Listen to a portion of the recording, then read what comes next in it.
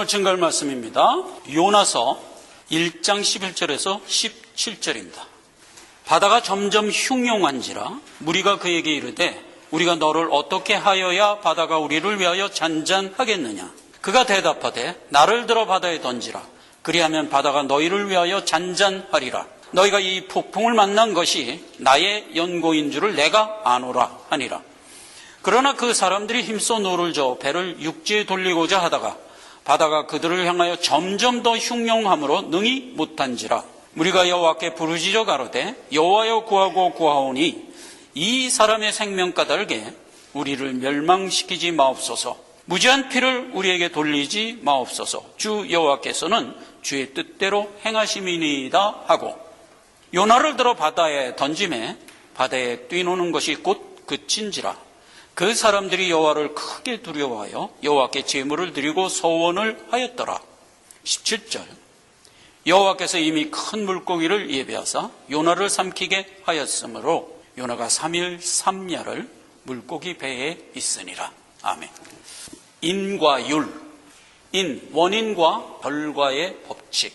자, 우리가 지난 시간에는요, 요나가 이제 도망가다가 하나님이 대풍을 일으켜서 도망가는 배를 막으셨어요. 그걸 선장이 제비를 뽑아갖고 적발을 해내서 선장이 너 누구야? 그러고 물어보니까 나는 히브리인이요 하나님을 경외하는 자다. 그래서 지난 시간에 이 부분 잘 살펴봤어요. 히브리가 무슨 뜻이라고요? 건너온 자. 아브라함을 갈대우르에서 너희 친척 고륙 아비집을 떠나 내가 지시한 땅으로 가. 그래갖고 간 곳이 가나안이죠. 그렇게 해서 아브라함을 불러서 건너오게 한 것, 이 건너오게 한 것, 요 말이 히브리라고요. 우리 모두가 히브리예요. 세상, 죄된 곳. 거기서 우리를 건져서 믿음의 자리로 옮겨놓은 거라고요. 그래서 히브리예요. 그리고 곁들여서 무슨 얘기했다고? 나는 하나님을 경외하는 자다. 하나님이 교육을 어떻게 했죠? 시내산 꼭대기에 강림하여 나타나서 되게 무섭게 했지. 그래서 온 백성이 부들부들 떨었지.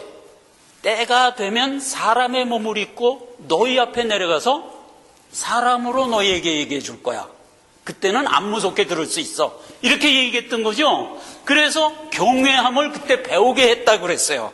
그래서 히브리인은 하나님 무서운 거 한번 본 사람들이야. 그 얘기를 요나가 한 거예요. 그래서 우리의 캐릭터입니다. 우리는 하나님 경외하며 살아요. 세상 사람들을 호칭할 때 성경 항상 뭐라고 얘기하죠? 하나님 두려운 줄 모르는 것들 이렇게 얘기하잖아요. 우리는 하나님 두려운 줄 아는 거예요. 요나의 정체성이 있어요. 자, 오늘 요나가 범인인 것을 뱃사람들이 알았어. 어떻게 하여야 되냐? 나를 바다에 던져. 그러면 폭풍이 가라앉을 거야. 이런 얘기를 했어요. 그런데 요나가 범인이라는 게 드러나자, 자, 다시 봐요. 11절. 바다가 점점 더 흉용한지라. 감히 요나를 못 던지는 거야. 못 던지니까 바다는 어떻게 됐어요? 점점 더 싸나워진 거야. 안 던져. 안 던지니까 점점 더 싸나워진 거야. 그래도 안 던져. 아예 그냥 더 싸나워진 거야. 무슨 얘기를 하나님이 한 거예요? 야, 이놈아, 요나를 던져. 이렇게 얘기한 거예요. 안 던지니까 던지라니까 이렇게 된 거예요. 그래도 안 던지니까 던지라니까 하나님이 그렇게 얘기했다는 얘기예요. 바다가 점점 더 흉용하여진지라 한 게 그런 의미라고요. 그런 상황에서 요나마저도 야, 뭘 그렇게 쩔쩔매? 나를 던져. 여러분, 내가 범인으로 지목됐는데 나를 던져. 이렇게 얘기할 수 있어요? 없어요. 그렇게 얘기할 수 없어요. 저는 이 문제 갖고 고민을 한번 해봤어요. 무슨 얘기냐면 이런 경우를 우리 일상 삶에서 만나기가 쉬워요? 거의 이런 경우를 못 만나요. 현실 세계에서 이런 걸 만났을 때 그렇게 얘기할 수 있을까? 없을 것 같아. 만약 꿈에 이런 일을 만났어. 어떤 신앙의 결단을 내려야 될 극한 상황을 꿈으로 맞았을 때 정말 하나님 편에서 얘기할 수 있나? 믿음? 하나님이 준 거잖아. 하나님 편에 쓸 수 있다고. 경험해 보시기를 바란다 이 말이에요. 그런 상황에서 13절을 봐요. 사공들은 요나를 던지면 된다 하는 게 드러났는데도 못 던지고 있는 거야.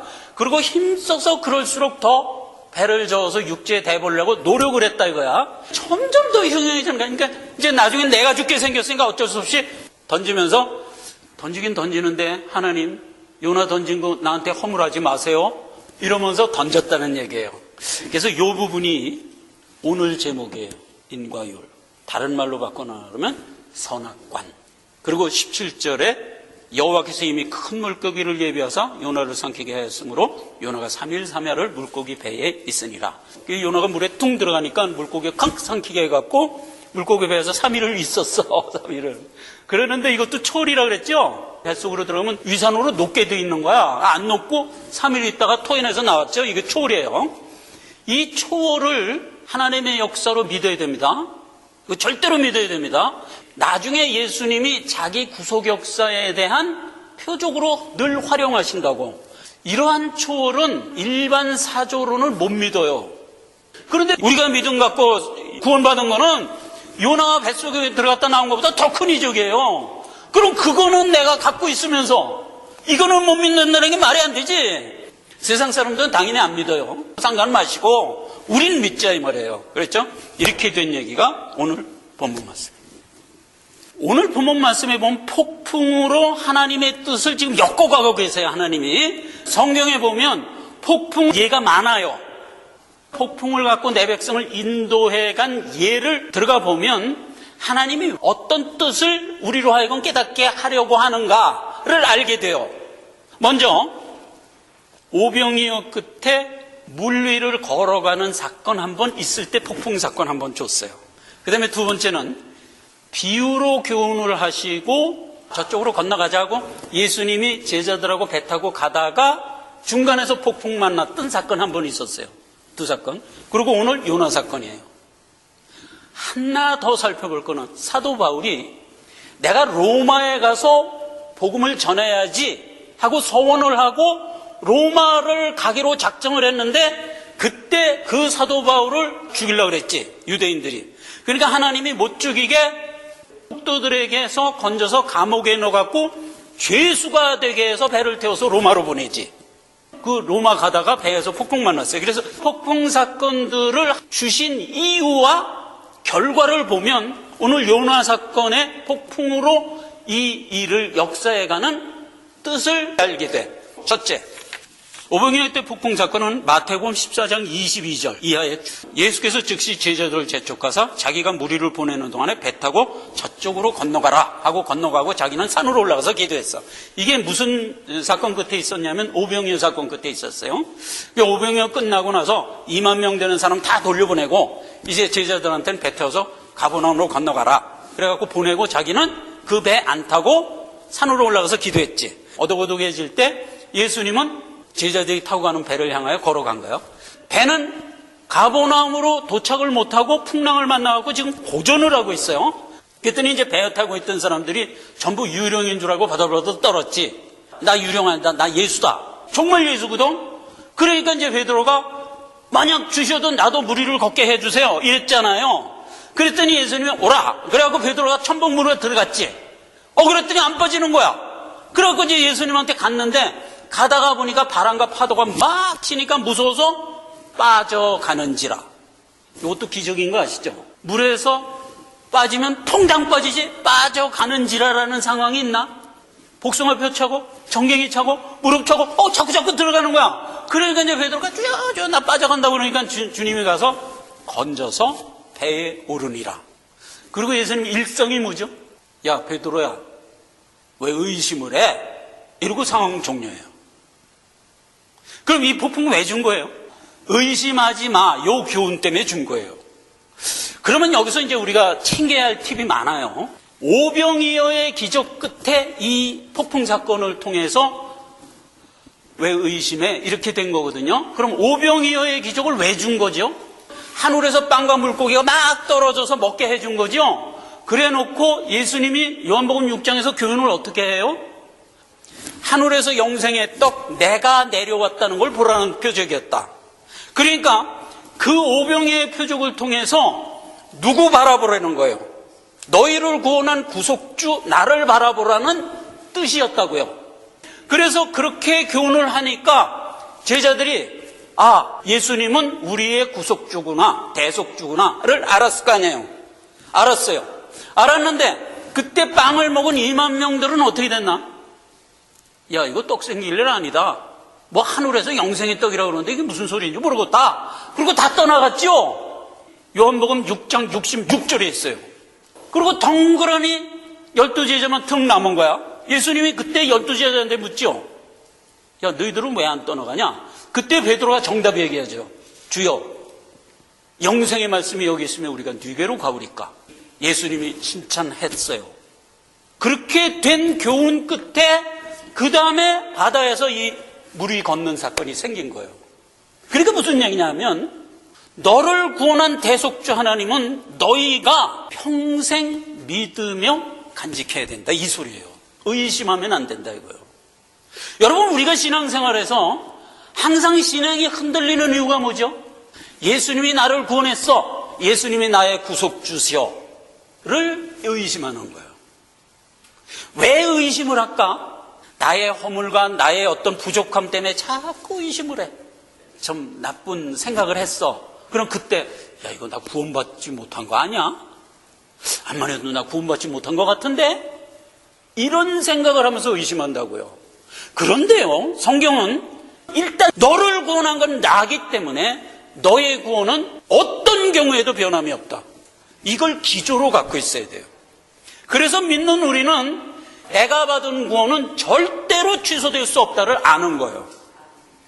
왜냐하면 내가 받은 구원은 나로부터 나온 게 아니잖아요. 하나님이 내게 주신 선물이잖아요. 하나님이 선물 주고 뺏어가는 일이 있나? 하나님은 변개치 않는 분이에요. 내 상황이 어떻든과 아무 상관이 없어요.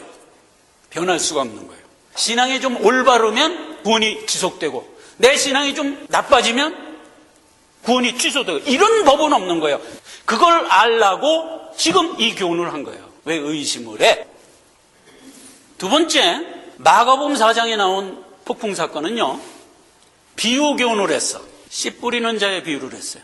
그래서 씨가 막 떨어졌는데 옥토에 떨어진 것은 30배, 60배, 100배 열매를 맺는다. 그 다음에 등불 비유해 줬어요.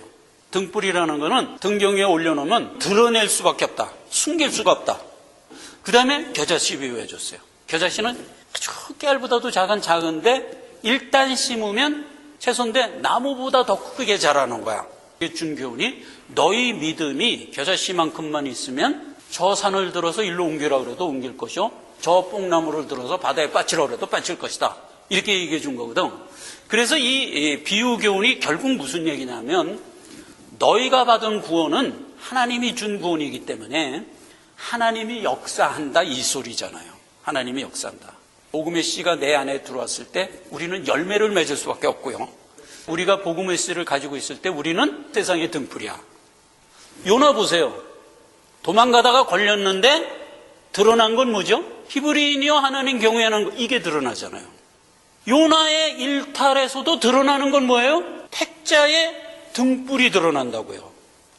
그러니 우리가 온전하고 충만하면 얼마나 더 드러나겠어요. 그 다음에 겨자씨 비유는 더 확실해. 겨자씨 비유는 많냐 적으냐의 문제가 아니다, 이 뜻이잖아요. 있냐 없냐의 문제다, 이거예요. 만약 있기만 하면 아무리 작아도 너는 영생에 있어서 능력자다, 이거예요. 아, 저 산을 들어서 이쪽으로 옮기라 그래도 옮길 수 있는 능력이라니까. 이거보다 더 큰 능력의 비유는 없는 거잖아요. 그렇죠? 그래서 겨자씨 비유야. 그럼 우리가 가지고 있는 믿음은 있냐 없냐의 문제지 많냐 적냐의 문제가 아니라고. 저는 믿음이 적어서 이러면서 이제 겸손해 하시는데, 그거는 신앙의 그 진리에 대해서 잘 못 깨달으신 분의 말이야. 그걸 아직도 선악간에 젖어서 하는 겸손의 말이라고. 우리는 절대 그런 말 하면 안 돼. 믿음이 적다니. 있냐 없냐의 문제라니까. 있으면 끝난 거예요. 그 교훈을 하고 폭풍사건으로 들어갔어요. 자, 그러면 이 교훈 끝에 왜 폭풍사건이 있는가를 한번 들어가 보면 또 절묘해. 폭풍사건은 이제 예수님이 함께 배 타고 갔거든? 그러다가 이제 중간에서 폭풍이 난 거야. 그러니까 이제 예수님은 고물 베고 주무시고 계시는데 제자들만 공공공공 뛰고 있는 거야. 이제 우린 죽었다 하고 있는 거야. 결국은 참지 못하고 이제 제자들이 예수님을 깨웠지. 예수님, 지금 상황이 이렇게 됐어요. 우리 다 죽게 생겼어요. 그랬더니 예수님이 일어나갖고, 뭐야? 야, 파도 잠잠해. 한마디 팅 하니까 그냥 잠잠해져 버린 거야. 그랬더니 제자들이 저가 도대체 네게 바람과 파도도 순종하는고? 하고 상황 끝. 자, 그럼 보세요. 옛날에 디즈니랜드의 만화 영화에 어느 날 토끼가 친구 사자하고 손잡고 어디를 가는 거야. 랄랄랄랄룰루 하면서 이제 어디를 가는데, 갑자기 앞에 개가 한 마리 나타난 거야. 그랬더니 토끼가 어머나 그러면서 이제 무서워갖고 팍팍 떠는 거야. 사자 손 붙들고.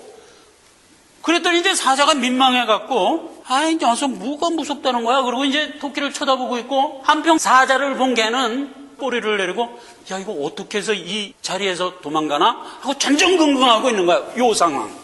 토끼가 사자 손 붙들고 가다가 강아지 만나서, 아이고, 이제 난 죽었다 하는 거는 어떻게 판단해야 돼요? 무식이죠, 무식. 그랬는데 사자가 개 보고 울어. 그랬더니 개가 그냥 납작 엎드려고 나 잡아줬어 한 거야. 그걸 토끼가 보고, 야, 넌 누구기에 감히 개를 보고 순종을 시키냐? 이랬다는 얘기잖아요. 지금 토끼가 깨닫긴 깨달았는데 얼마나 민망해요. 민망하죠? 똑같은 거예요. 우리가 지금 자연의 현상을 더 무서워하는 거야. 그게 파도가 치고 뭐 난리가 치니까 하나님 손 붙들고, 아이고, 이제 난 죽었구나, 그런 거야. 그랬더니 하나님이 파도 보고, 잠잠해. 그랬더니 하나님 쳐다보고, 도대체 네 시기에 파도와 바람도 순종케 합니까? 사자 보고, 도대체 네 귀에 개를 저렇게 꿀립니까? 무식. 요거 교훈한 거예요. 너를 구원한 하나님은 가장 능력 있는 분이다. 아니, 천상천하를 만든 분이다. 하나님이 민망하게도 이 상황을 설정한 거예요. 그래서 이 폭풍 사건이 그걸 우리에게 깨닫게 하려는 역사 중에 하나지. 이제 세 번째, 요나가 명을 받고 도망가다가 걸린 거야. 등 잡아서 끌은 게 폭풍 속에서 못 가게 한 거예요. 그럼 무슨 뜻일까 이거는? 그러니까 하나님의 뜻은 반드시 성취되고야 말아를 깨닫게 하는 거예요. 사명받은 요나로 하여금 도망갈 수가 없는 거예요. 하나님의 뜻이 내게 임한 거는요, 내가 어떻게 도망갈 수가 없는 거예요. 그러니까 하나님이 나에게 명한 하나님의 뜻이 뭘까? 크게 둘만 얘기합시다. 너는 본향에 마침내 가고야 말자, 요거 하나죠. 내 일생 다하면 너는 내 본향에 와서 후사가 될 자, 요거 하나죠. 그 다음에 또 하나 뭘까? 이 땅에 사명 갖고 살아, 이거잖아요. 사명이 뭐예요? 일생을 왜 주시나? 여러 가지 이유가 있지만 그 중에 가장 큰 이유가 뭐죠? 네가 받은 영생을 등불이 돼서 세상에 나가서 증거해, 이거잖아요. 그런데 내가 증거를 안 하는 거야. 빼돌빼돌 놀기만 하는 거야. 그러면 하나님이 내 뒷고다리 딱 잡아서 증거해라는 얘기단 말이에요. 결국 그걸 누가 깨달을까? 요나가 깨닫듯이 우리도 깨닫는 거예요. 우리도요, 원래 인생 살아가지만 부지불식간에 뭐를 깨달으면 나가나? 기회만 있으면 예수 믿어야 돼. 예수 믿어야 돼. 예수 안 믿으면 지옥이야. 이 소리를 부지불식간에 하면서 사는 거예요. 그거 하라고. 안 할래야 안 할 수 없게 하시는 거예요. 이걸 삐덜삐덜 요나처럼 이러다가 결국 하게 되고야만은 그래도 세상에 부요가 되는데, 우리가 충만한 가운데 하면 얼마나 더 영광이 될 것이냐 하는 게 로마서 11장 얘기잖아요. 그러니까 내 뜻은 거부할 수 없는 것이다. 이거는 반드시 이루어지고야 마는 것이다 를 교훈하는 거예요. 그 교훈하는 일환으로 하나님이 역사한 역사가 뭐예요? 폭풍. 이제 폭풍에 대해서 세 가지 의미를 다 알아봤어요. 첫째, 대속주 하나님을 의심하지 말라. 둘째, 너를 구원한 하나님은 세상의 최고의 능력자다. 무식하게 모르지 말라. 세 번째, 네가 받은 사명은 취소될 수 없는 거다. 네가 살아있는 동안 취소될 수 없는 거다, 이거잖아요. 이 세 가지 교훈을 하나님은 우리 일생 중에서 어떤 역사를 통해서 주시고 있는 거예요. 이게 복이지. 폭풍과 관련된. 자, 그러면 오늘 본문 말씀 13절 14절에 요나의 태도와 사공의 태도가 극명하게 갈려요. 어떻게 갈리냐면, 요나는 하나님의 뜻은 결국 이루어질 수밖에 없다는 걸 요나는 알아. 자기가 범인인데도 알아. 그래갖고, 야, 하나님 폭풍 일으킨 거는 내가 사명을 감당해야 없어져. 내가 원인이니까 날 바다에 던져. 이렇게 얘기를 했죠. 그런데 사공은 하나님의 뜻이 지엄함에도 불구하고 감히 요나를 못 던지죠. 왜 못 던져요? 자기가 가지고 있는 나름 선악관에 위배되니까 못 던지는 거예요. 요거는 이제 다음 시간에 자세히 알아볼 거지만 어쨌거나 요나를 바다에 던지는 건 죄야. 이렇게 사공은 생각하고 있기 때문에 감히 요나를 못 던지는 거예요. 근데 요나는 그걸 이미 알고 있는 거야. 근데 사공은 아직 모르고 있는 거야. 왜 몰라? 자기가 가지고 있는 어떤 선악 개념 때문에 모르고 있는 거야. 그게 더 우선이야. 야, 어떻게 생사람을 바다에 던지냐? 아, 이런 짓은 난 못해. 라고 하는 어떤 선악 개념이 하나님의 뜻을 못하고 있는 거야. 근데 오늘은 먼저 인과 율 부분을 살펴볼 거예요. 여러분, 원인과 결과법이라고 그랬죠? 성경에 대원칙이 있어요. 갈라디아서 6장 7절 8절입니다. 스스로 속이지 마라. 하나님은 만홀히 여김을 받지 아니하시나니 사람이 무엇으로 심든지 그대로 거두리라. 이게 성경의 대원칙이에요. 다시, 사람이 무엇으로 심든지 심는 대로 거두는 거예요. 심은 대로 거두는 거예요. 그러니까 원인과 결과가 항상 같이 노는 거예요. 이게 성경의 대원칙. 이어지는 말을 보세요. 육체를 위하여 심으면 육체의 것을 거둬요. 영을 위하여 심으면 영을 거둬요. 그러니까 똑같은 거야. 원리는 같은데 무엇을 심느냐에 따라서 거두는 결과도 달라지지, 그죠? 육체를 심으면 육체 거두고 영으로 심으면 영을 거둬요. 자, 그래서 우리가 심고 물 주고 가꾸고 해. 그럴 수는 있어도 거두게 하는 건 우리가 하는 거 아니야. 하나님이 하는 거야. 그 얘기가 고린도서 3장 7절. 심는 이나 물 주는 이가 아무것도 아니로되 오직 자라나게 하시는 이는 하나님뿐이다. 그러니까 결과가 있게 한 거는 전적으로 하나님이 하는 일이에요. 우리가 아무리 물 주고 노력을 해도 우리가 한 일 아니에요. 여러분 이거 아셔야 돼요. 그러니까 심고 거둔다. 원인과 결과. 여기에서 우리가 어떤 원인의 원인이 될 수 있어. 그러나 결과는 하나님이 하는 거예요. 우리가 하는 게 아니야. 그래서 육체를 위해서 열심히 심어도 어떤 열매를 거두는 것도 하나님이 하신다고. 영으로 해서 열심히 심어도 그 영의 열매를 거두는 것도 하나님이 하시는 거예요. 그래서 언제나 거두는 건 하나님이 하는 거예요. 요거 잊지 말란 말이에요. 그렇게 된 상태에서 야고보서 1장 15절에는 욕심이 잉태하면 죄, 죄가 장성하면 사망. 여기 얘기한 대로 욕심, 죄 이런 것들이 원인이 돼서 사망에 이르는 거야. 그렇죠?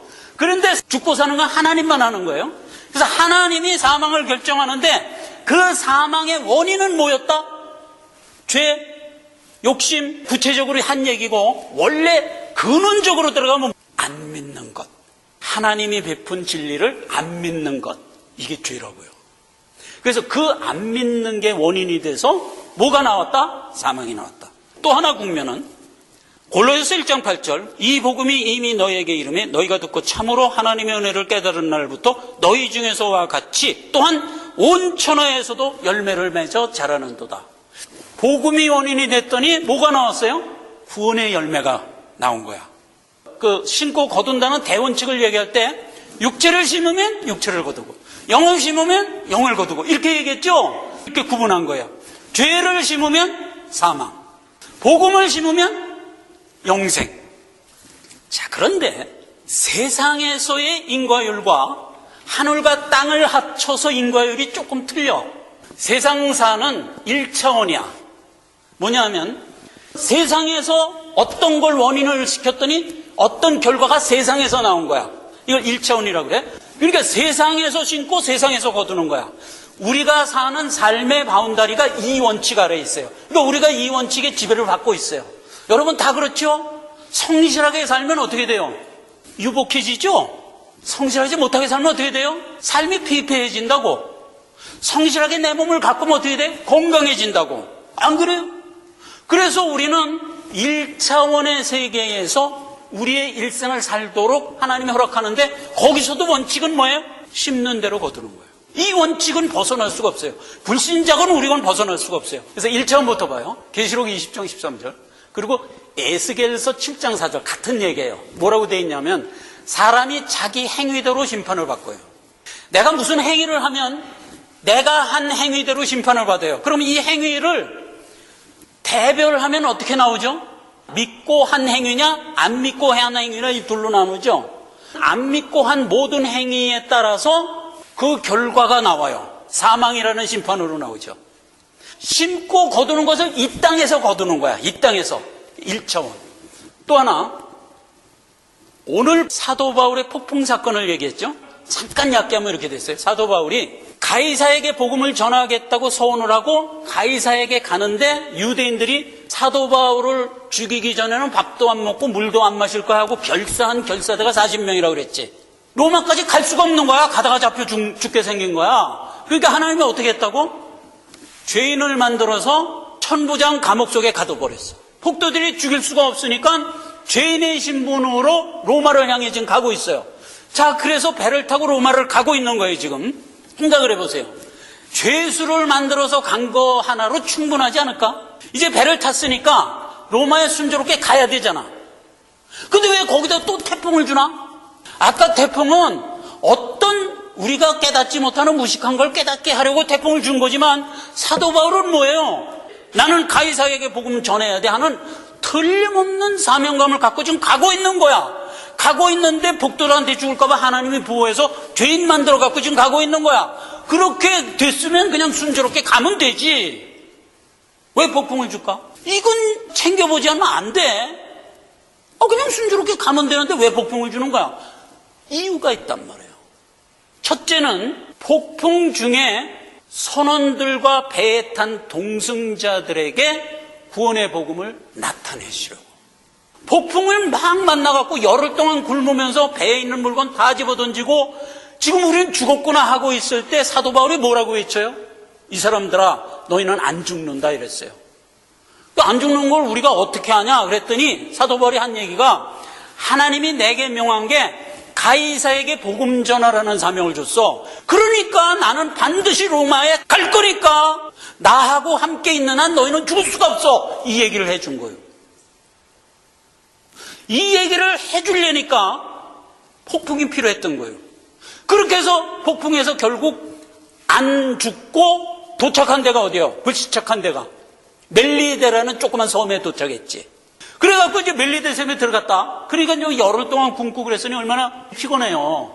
멜리데 섬의 그 보블리오라는 추장이 야 너희들 그 폭풍 속에서 고생 많았지. 여기 와서 좀 쉬어라.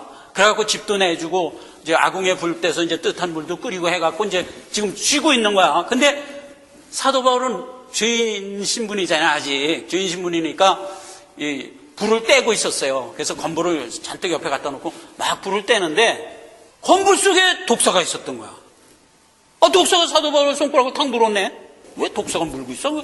독사를 떼어내었더라. 이렇게 된 거야. 근데 그걸 누가 봤냐? 멜리데 섬에 있는 토인들과 그 추장 보블리오가 본 거야. 그 독사가 얼마나 맹독인지를 알아. 이제 전 죽었구나. 곧 죽을 줄 안 거야. 사도행전 28장 4절 토인들이 이 짐승이 그 손에 달림을 보고 서로 말하되 진실로 이 사람은 살인한 자로다. 바다에서는 구원을 얻었으나 공의가 살지 못하게 하심이로다. 유감스럽게도 사도 바울은 숨은 죄를 가지고 있는 죄인이었구나.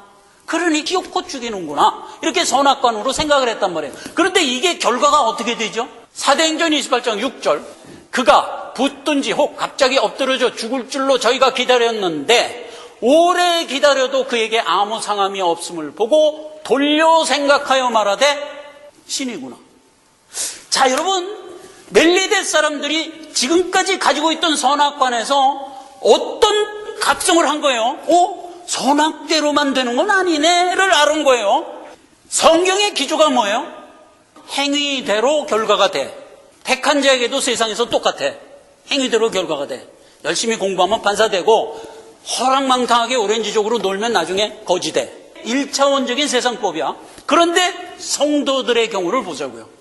시편 103편 10절 우리의 죄를 따라 처치하지 않으며 우리의 죄악을 따라 갚지 아니하신다. 우리를 선악으로 판단하지 않아요. 하나님이. 너 선하니까 살리고 구원하고 악하니까 구원하지 않아. 이렇지 않아요. 디모데후서 1장 9절 하나님의 우리를 구원하사 거룩한 부르심으로 부르심은 우리의 행위대로 하심이 아니요 오직 하나님의 뜻과 영원 전에 예정한 예수 그리스도의 은혜로 하심이라. 기가 막힌 구절이죠. 그러니까 우리가 구원받은 거는 우리의 행위를 따라 우리를 구원한 게 아니라니까. 그냥 하나님의 뜻에 따라 우리를 구원했다니까. 무슨 법? 은혜의 법이라고요. 은혜의 법. 그래서 로마서 3장 27절 그런즉 자랑할 데가 어디 있느냐? 있을 수 없느니라. 무슨 법으로냐? 행위법으로냐? 아니라 은혜의 법으로니라. 2차원적 인과율이에요. 말씀을 맺습니다. 우리는 인과율의 법칙에서 이 세상에서도 살고 저 세상에 가서도 살 거예요. 그런데 여러분에게 나타난 영생이라는 결과는 원인이 어디에 있었나? 세상에는 없었어요. 그러면 인과율의 법칙에 위배되죠? 원인 없는데 결과만 떨어졌지? 안 그래요? 원래 성경의 대기조가 뭐예요? 원인이 있어야 결과가 있는데 우리는 원인 없이 영생이라는 결과를 얻었죠? 어떻게 된 얘기예요? 우리에게 임한 영생이라는 결과는 원인이 어디 있었다? 영원세계 하나님의 의중에 있었다 이 말이에요. 하나님의 의중에 있었던 하나님의 뜻이 원인이 돼서 나타난 결과가 뭐예요? 나에게 영생이라고요. 이게 성도들이 갖는 복 중의 복이라고요. 세상에 있는 모든 죄된 사람들은 그냥 인과율에 적용해서 사망으로 이어져요. 그러나 우리는 아니에요. 우리가 선하든 악하든 상관이 없어요. 우리는 하나님의 택함 때문에 영생이라는 결과를 얻은 자들이다 이 말이에요. 이걸 오늘 요나서 본문이 설명해 주고 있는 거예요. 기도합시다. 아버지 하나님 은혜를 감사드립니다. 우리가 받은 복이 얼마나 큰가 하는 것은 말로 할 수가 없습니다. 우리에게 허락한 이 영생을 충만히 누릴 수 있도록 우리를 각성시켜 주옵시고 깨닫게 하여 이끌어 주시옵소서. 예수님의 이름으로 기도했습니다. 아멘.